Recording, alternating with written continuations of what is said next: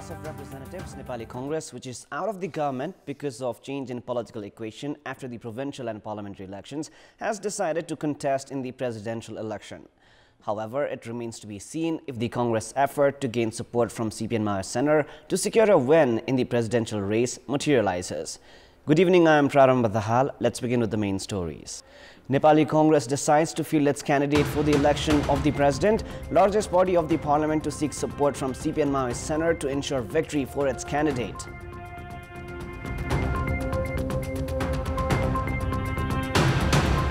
Prime Minister Dahal attributes increase in administrative costs to ill-managed provincial structures.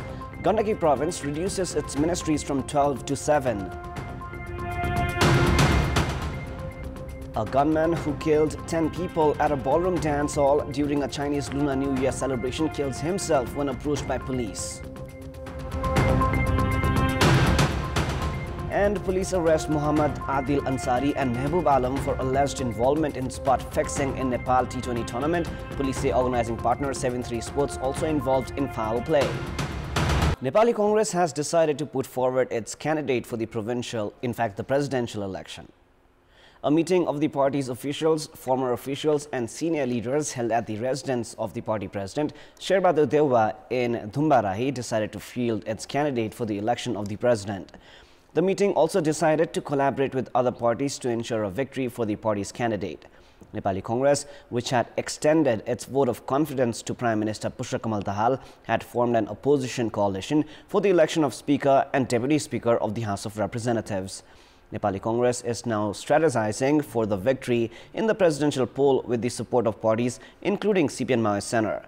And despite legal complications for timely holding of the presidential election, Nepali Congress has stressed on moving forward with collaborative efforts to resolve the complications. Now, Prime Minister Pushpa Dahal has attributed the increase in administrative costs and failure in maintaining financial discipline to ill-managed provincial structures. In an interaction with the team led by Sudur Paschim Chief Minister Rajendra Singh Rawal, Prime Minister Dahal stressed on ensuring transparent administrative expenditure and reducing expenses, saying that he had already proposed for reduction of provincial ministries and decreasing expenditure. Prime Minister Dahal added that the numbers of provincial ministries were reduced for the same. Now, Premier Dahal also said that the provinces were independent entities and the federal government would not intervene in their operation. Prime Minister Dahal informed that he would soon monitor national pride projects as well. Now, the Gandaki province government has limited the number of its ministries to 7. Gandaki province previously had 12 ministries, but they have now reduced the ministerial portfolios by 5 to only 7. Gandaki province Chief Minister Khagaraj Adhikari has reduced the number of province ministries following discussions with the senior leaders of the ruling coalition. On the day of his appointment, Chief Minister Adhikari had declared of reducing the number of ministries. The agreement to reduce the number of ministries at a meeting of the ruling coalition held at the residence of the Chief Minister. According to Pancharam Gurung, a minister without portfolio of Rashtriya Prajatantra Party, a decision remains to be made on the portfolios to be reduced. Adhikari had appointed 3 ministers without portfolios after his appointment.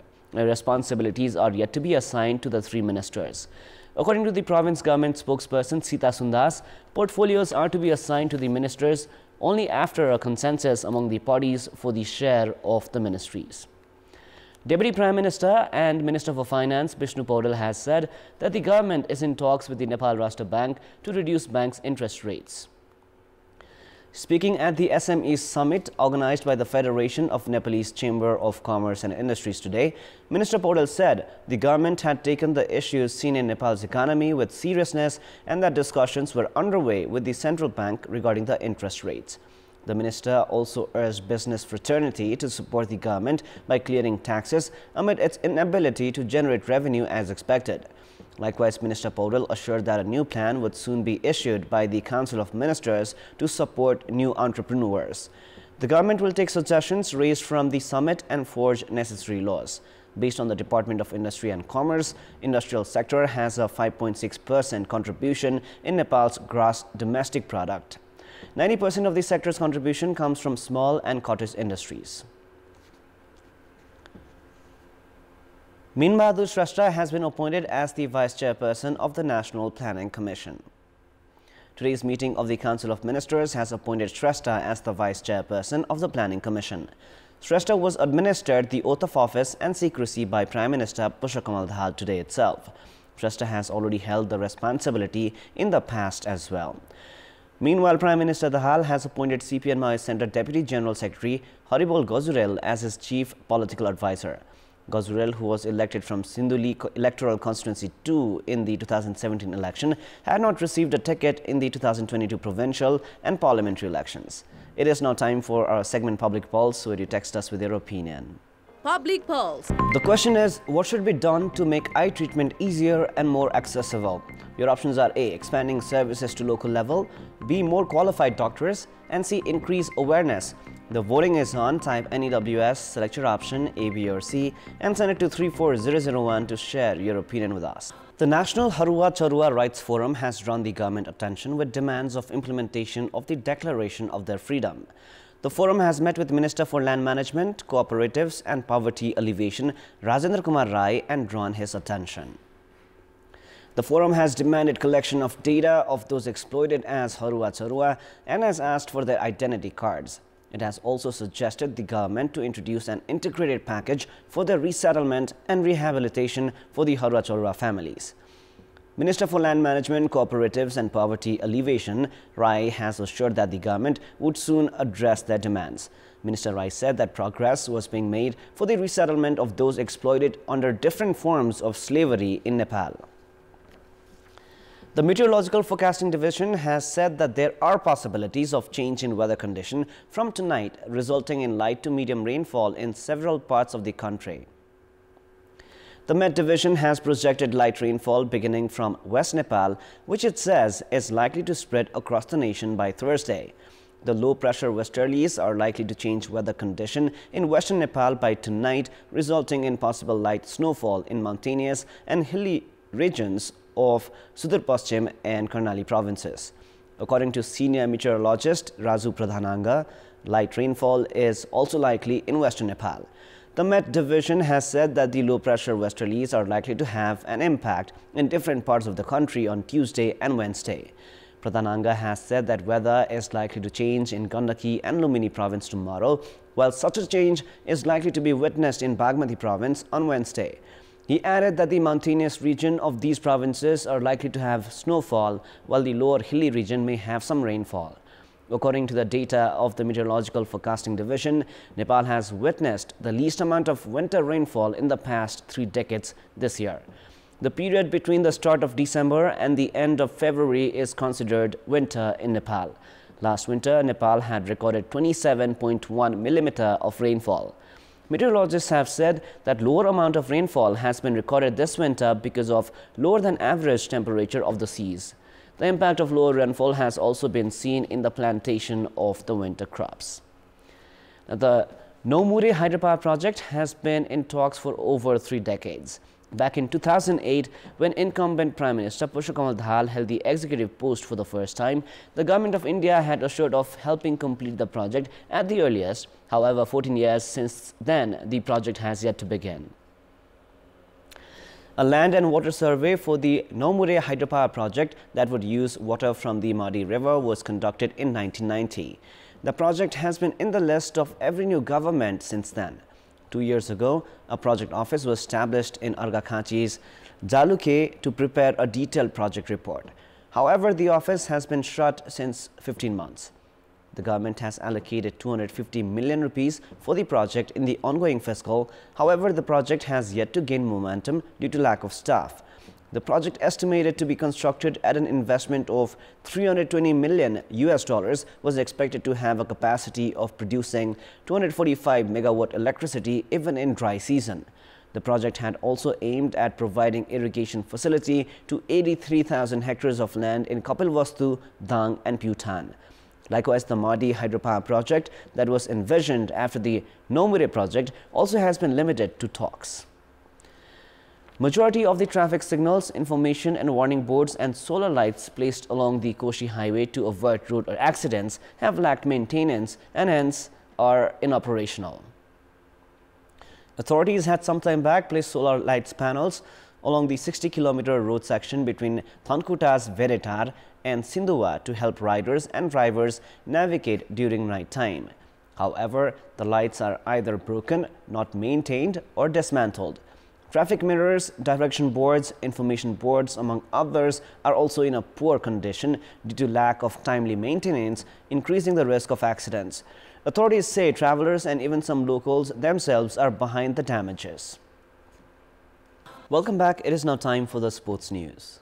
Sports news. Two Nepali cricketers have been arrested for their alleged involvement in spot fixing in the recently concluded Nepal 2020 League. The police have arrested national team player Mohammad Adil Ansari and former national player Mehboob Alam. The Central Investigation Bureau (CIB) arrested Adil from Rajbiraz and Mehboob from Biratnagar. Adil had played in the tournament from Janakpur Royals. All-rounder Adil had made his international debut for Nepal in the 2020 match against Papua New Guinea in Kantipur last March, while former cricketer and all-rounder Mehboob is a record holder. Back in 2008, Alam had picked all 10 wickets in the World Cricket League Division 5 against Mozambique. Police have also collected information regarding the bank details and telephone conversations with the partners of the tournament, 7-3 Sports, from the two individuals. Police have claimed that both Adil and Mehboob were in regular conversation with the organizers. Meanwhile, the source of amount in their bank accounts has not been identified as well. Police have claimed that more than 10 individuals were involved in the fixing scandal at the tournament and have added that 7 foreign and 3 Nepali players are being investigated. In partnership with the Indian company 7-3 Sports, the Cricket Association of Nepal (CAN) had organized the first edition of its official and first franchise tournament Nepal T20 from the 23rd of December. It has been learned that evidence of the organizing partner 7-3 Sports involvement in fixing has also been found. The tournament, which was mired in controversy since the very beginning, was further disputed after 10 matches because of spot fixing. Now, defending champions Armed Police Force have marked a winning start in the men's category of the Tigers Cup Invitational Volleyball Tournament. APF secured a straight-set victory over organizers Gandaki Province. In the match played at the volleyball court of the Pokhara Stadium, APF won the first 2 sets with an identical score of 25-19, while the departmental side secured a 25-16 win in the third set. The Gandaki Province team included 3 Indian players. However, even their presence did not ensure a good performance from the hosts. With the win, APF have 3 points. Prior to this, Army had secured a win over New Diamond Academy. With APF, Army, Gandaki and New Diamond, 4 teams are competing at the tournament.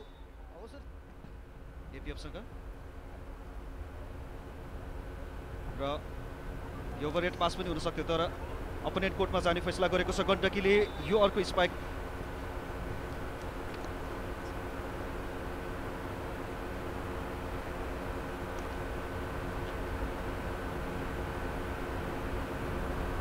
गाली अझै पनि content रहेको छ राम्रो spike र त्यतिकै राम्रो respond त्यसपछि आफ्नो फुट अफमा रहेकी थिइन् गण्डकी प्रदेशकी खेलाडी प्रदेश